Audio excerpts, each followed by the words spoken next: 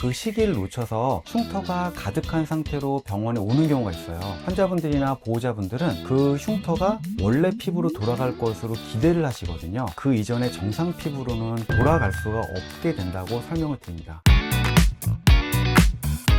피부하모니 임승균 원장입니다.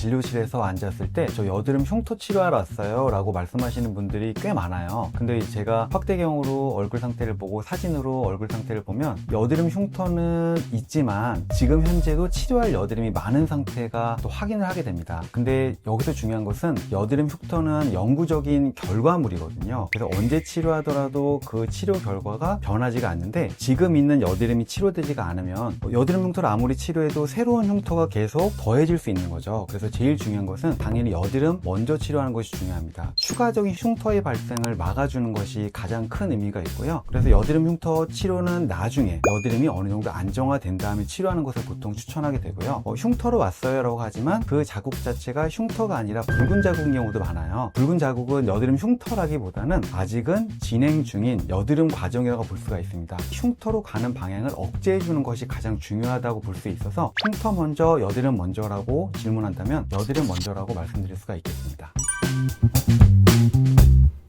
흉터는 여드름의 결과물이거든요. 그래서 여드름 치료가 조금 더 적극적으로 들어가야 흉터로 갈 가능성을 줄여줄 수가 있습니다. 제일 안타까운 경우가 그 시기를 놓쳐서 흉터가 가득한 상태로 병원에 오는 경우가 있어요. 환자분들이나 보호자분들은 그 흉터가 원래 피부로 돌아갈 것으로 기대를 하시거든요. 하지만 저는 흉터라는 구조물은 밑에 정상적인 피지샘이나 모공이 파괴된 구조물이라고 설명을 드립니다. 그래서 흉터로 내원하게 되면 그 이전의 정상 피부로는 돌아갈 수가 없게 된다고 설명을 드립니다. 그래서 흉터로 가는 단계를 계속 차단하면서 여드름을 억제하는 것이 흉터를 예방하는 길이라고 생각이 듭니다.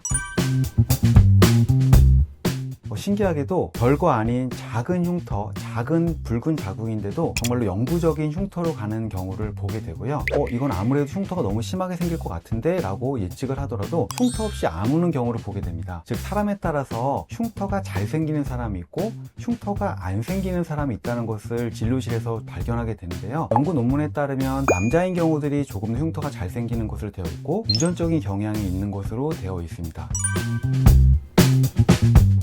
여드름 흉터의 모양은 뾰족한 아이스피, 동그란 롤링, 네모난 박스카, 이런 형태의 여드름 흉터가 있죠. 각각의 흉터에 맞는 여드름 흉터 치료가 정해져 있거나 또는 그것에 맞춰서 환자분들의 상태에 따라서 변화를 시킬 수가 있습니다. 그리고 시기에 따라서도 치료 방법이 달라질 수가 있기 때문에 어떠한 치료가 무조건 제일 좋아 라고 정할 수는 없습니다. 예전에는 여드름 흉터 치료하면 풀악셀 레이저 이렇게 답이 나왔다면 단점이 많은 것이 발견되게 됐고, 그래서 요즘은 흉터 환자의 상태에 따라서 가장 적절한 치료를 선택하는 것이 피부과 전문의의 능력이라고 생각합니다.